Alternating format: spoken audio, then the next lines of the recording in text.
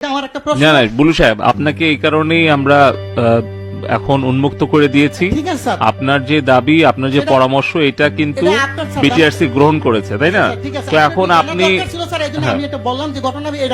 এখন বলেন। এখন প্রশ্ন আছে স্যার, এই যে আমি 4টা কার্ড নিয়ে আসছি বিভিন্ন কোম্পানির, যেখানে লেখা আছে 2 দিন মেয়াদ, 19 টাকায় 2 দিন মেয়াদ। এটা হচ্ছে বাংলা লিঙ্ক। এখন আছে 19 টাকায় আপনার 24 ঘন্টা মেয়াদ রবি, আর এয়ারটেল আছে 19 টাকায় 31 দিন 3 দিন মেয়াদ, আর গ্রামীণে 2 দিন মেয়াদ। আমার প্রশ্ন হচ্ছে এই জিনিসগুলো কি স্যার পচা যায়? এটির মেয়াদ থাকবে কেন? আমার প্রশ্ন হচ্ছে মানুষের টাকা আপনি মনে করেন আমরা যদি 20 কোটি লোক হই, যদি 20 টাকা করে ভরি, আর একদিন সবাই কথা বললাম না, কত হাজার কোটি টাকা এই কোম্পানি নিয়ে যাচ্ছে, সিস্টেমের মাধ্যমে নিয়ে যাচ্ছে। এর আগে আমি বলেছিলাম, একটা নিউজে দেখাইছে 17 মিলিয়ন ভিউ হয়েছে। ওদিক থেকে উচিত ছিল এই সিস্টেমটাকে বাংলাদেশে বন্ধ করে দেওয়া। আমি বারবার বলেছি গরিব মানুষ ভিক্ষা করে, সে 20 টাকা ভরে। আপনি হয়তো জানেন না, আজকে বললাম সে তার মা মারা গেছে, বাপ মারা গেছে, সে কথা বললো না, তার মানে আমার টাকা চলে যাবে? হয় কেন?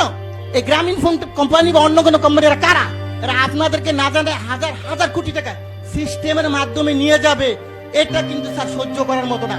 প্রথম প্রশ্ন হচ্ছে এটাকে আজকের মিটিং এর পর থেকে কিছুক্ষণ পরের মতো আপনারা দিবেন, যাতে বাংলাদেশের কোন জনগণের একটি টাকা যাতে না যায়।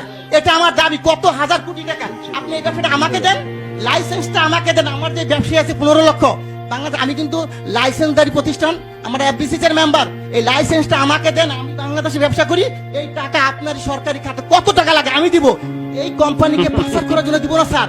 জনগণের টাকা পাচার করে নিয়ে দেবে, এটা আমি দিতে রাজি না। কিন্তু আমাকে মেরে ফেলেন কোনো আপত্তি নেই। সো এই টাকা পাচার করার কোনো সিস্টেম নাই স্যার। আরেকটা জিনিস আপনাকে বলবো স্যার, আপনি যদি আজকে পেয়েছে আমি ভাগ্যবান যে আপনি শুনবেন। আমরা যখন এই ব্যবসা শুরু করি 27 টাকা কমিশন ছিল, 27 টাকা। স্যার সরকারি কর্মকর্তা যিনি 2000 টাকা বেতন হয়েছে, তার বেতন এখন 20,000 টাকা। কিন্তু এখন কত স্যার? আমাদের কিন্তু সেই 27 টাকাই রাখছেন। আমাদের কি কমিশন বাড়বে না স্যার?